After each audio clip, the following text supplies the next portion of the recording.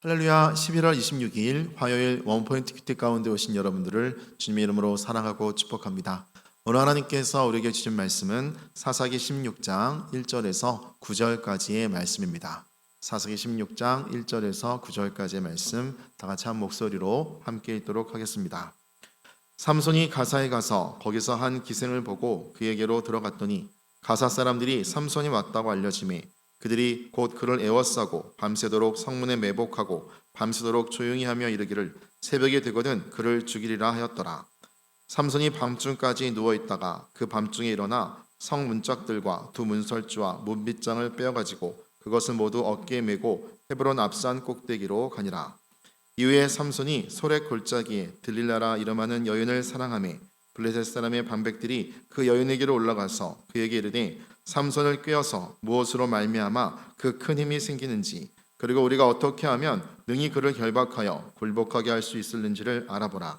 그리하면 우리가 각각 1,100개씩을 네게 주리라 하니 드릴라가 삼손에게 말하되 청하건대 당신의 큰 힘이 무엇으로 말미암아 생기며 어떻게 하면 능히 당신을 결박하여 굴복하게 할 수 있을는지 내게 말하라 하니 삼손이 그에게 이르되 만일 마르지 아니한 새 활줄 7으로 나를 결박하면 내가 약해져서 다른 사람과 같으리라. 블레셋 사람의 반백들이 마르지 아니한 새 활줄 7을 여인에게로 가져오매 그가 그것으로 삼손을 결박하고 이미 사람을 방 안에 매복시켰으므로 삼손에게 말하되 삼손이여 블레셋 사람들이 당신에게 들이닥쳤느니라 하니 삼손이 그 줄들 끊기를 불탄 삼실을 끈과 같이 하였고 그 힘의 근원은 알아내지 못하니라. 아멘. 이 시간 항상 깨어 방비하라 라는 제목으로 담임 목사님께서 큐티 인도해 주시겠습니다. 할렐루야. 자, 오늘 11월 26일입니다. 오늘 본문은 사사기 16장 1절에서 9절입니다. 자, 삼손의 일생을 통해서 우리는 참 부족하고 때로는 그의 충동과 정욕이 있지만은 그럼에도 불구하고 정욕의 사람들이라고 해서 하나님이 전혀 쓰지 않는 것 아니다. 하나님은 그런 연약한 면이 있는 겁쟁이 기도원, 정욕의 사람 삼손, 그 다음에 여성 우리 드보라, 또 왼손잡이 등등을 에웃을 쓰면서 약점이 있지만 하나님이 사용하면서 하나님의 일에 참여하는 큰 은혜를 우리는 보고 있어요.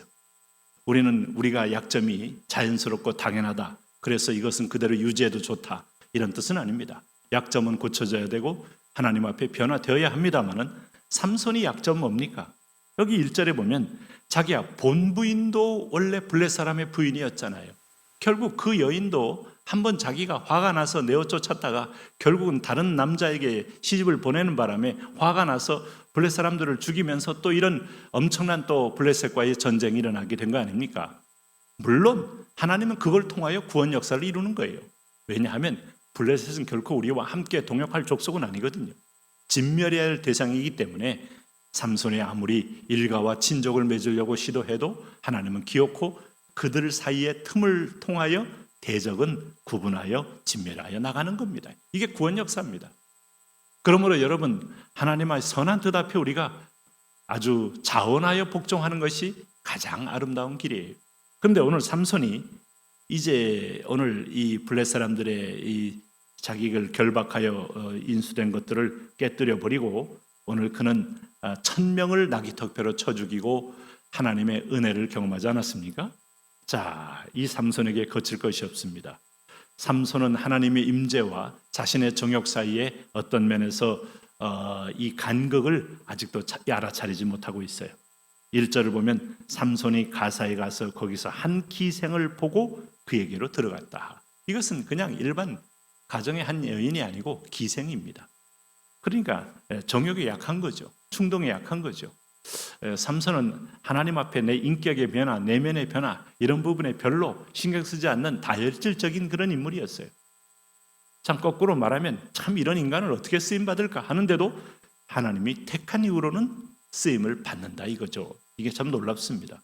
그러나 하나님의 속성과 하나님의 기준이 바뀌어진 것 아닙니다. 가사 사람들에게 삼손이 왔다고 알려지매 그들이 곧 그를 에워싸고 밤새도록 성문에 매복하고 밤새도록 조용히 하며 이르기를 새벽이 되거든 그를 죽이라 하였더라.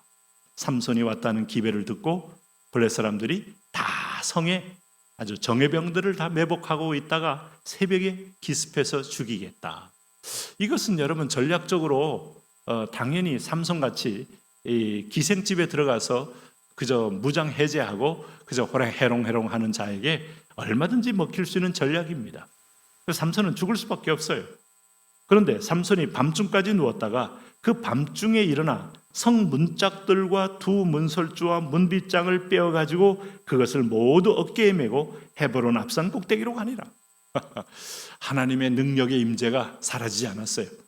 밤중까지 기생집에 머물러 있다가 밤중에 일어나 성 문짝들, 두 문설주, 문빗장 다 빼어가지고 이걸 어깨에 메고 나갔다. 깜짝 놀랄 일이죠. 이후에 삼손이 소래 골짜기에 들릴라라 이름하는 여인을 사랑하매.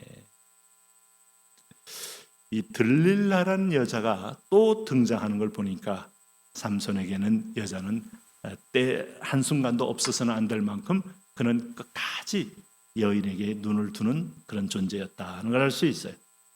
그래서 들릴라라는 이름한 여인을 진짜 좋아하게 됐다는 거예요. 사랑했다는 표현을 쓰지 않습니까?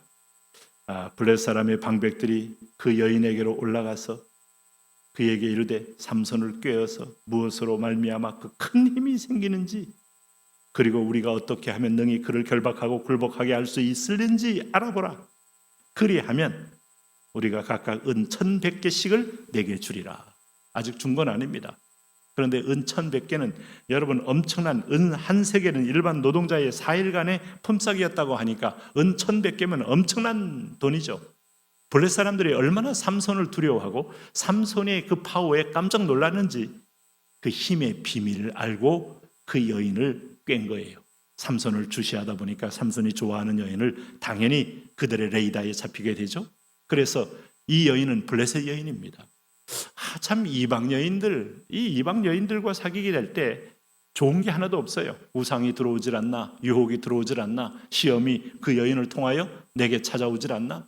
하나님께 속한 자가 아니고 이방에 속한 자, 정욕에 속한 자, 세상에 속한 자, 늘 그 내게 속한 인간관계는 내가 가장 가까이 한 사람들의 연약한 면을 통하여 내게 유혹으로 찾아온다는 것도 잊지 마셔야 돼요. 자, 그럴 때 6절에 보면 들릴라가 삼손에게 말하되, 자, 들릴라가 이제 돈의 유혹에 넘어간 거예요. 돈과 아마 협박을 같이 했을 겁니다.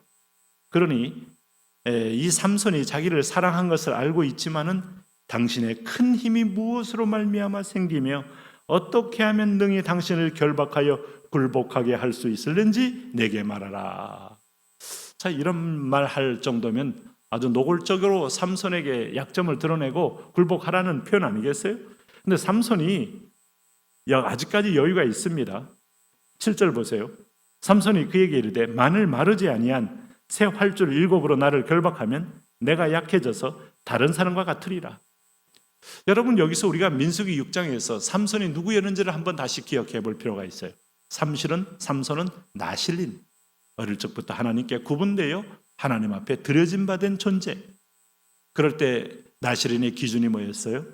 오늘 포도주와 독주를 입에 대지 말라, 머리에 삭도를 대지 말라, 시체를 가까이에어 부정한 것을 만들지 말라, 여호와만을 위하여 자신의 몸을 구별하여 드려라. 이런 것들이 나실인의 해야 할 일입니다. 하나님과의 언약이라 이 말입니다. 그 언약은 하나님과의 신실한 관계를 의미합니다. 이 관계가 끊어지면 능력도 영광도 힘도 사라지게 돼 있어요. 관계를 회복해야만 다시 능력은 오게 돼 있어요. 회복이 가능한가? 물론 가능합니다. 그러나 삼손은 지금 이 힘의 능력을 약간 착각을 하고 있지 않을까 할 정도로 좀 마음이 벅차오르고 교만함이 지금 들어와 있다는 걸 알 수 있어요. 어느 순간에 자긍심, 내 힘으로, 내 능력으로, 내 돈으로, 내 체력으로, 내 노하우로 이것이 차오르면서 하나님과의 끈이 간당간당해질 때부터 위기는 급속도로 찾아온 겁니다. 그래서 물론 삼손이 한 것은 진짜가 아니지만 그 여인의 질문을 분별해보고 어찌하여 이런 질문을 하느냐, 너는 나를 해하고자 하느냐 하고 오히려 절교를 선언했으면 아마 삼손은 더 멋지게 쓰임받았을 거예요. 그러나 그는 아마 편안하게 오히려 이런 식으로 말을 했습니다. 자, 이렇게 하면서 스스로 올무에 들어가는 거예요. 왜? 내가 한 말이 진짜가 아니라 해서 거짓말했도다 하면서 여인이 치고 들어오고 쪼이고 들어올 때 삼손은 거기서 괴롭게 되는 겁니다. 네? 절교만이 답이죠. 블레 사람의 방백들이 마르지 아니한 새 활줄 7을 여인에게로 가져오매 그가 그것으로 삼손을 결박하고 아마 잠자는 동안에 결박했을 모양이에요. 삼손이 아마 슬쩍 눈치를 챘어도 아마 가만히 있었던 것 같을 수도 있습니다. 9절 보세요. 그렇게 결박해 놓고 이미 사람을 방 안에 매복시켰으므로 참 이 여자가 내 편이 아니고 철저하게 나를 죽이려는 자의 편에 선 것을 삼손은 아는지 모르는지 아마 지금도 힘의 능력이 임했다는 걸 보고 여유를 가진 것 같습니다. 삼손에게 말하되 삼손이여 블레 사람들이 당신에게 들이닥쳤느니라 하니 삼손이 벌떡 일어나 그 줄을 끌기를 불탄 삼실 끄는 같이 하였고 그 힘의 근원은 알아내지 못하니라. 여기서 우리가 삼손이 당연히 승리했지만 위기는 점점점 삼손에게 칠분응선처럼 찾아왔다는 사실을 우리는 간과하시면 안 됩니다. 단순히 내가 돌이켜야 되고 끊어야 되고 멀리해야 될 부분에 대해서 끊임없이 내가 수용적으로 대할 때 위기는 계속 내 몸을 향하여 한 걸음 한 걸음 엄습해 오고 있다. 오늘도 하나님의 은혜로 분별하며 사시기를 바랍니다. 하나님, 하루하루 오늘도 우리가 위험과 위기를 깨달으며 깨어 근신하여 승리하며 살게 하여 주옵소서. 예수님 이름으로 기도합니다. 아멘.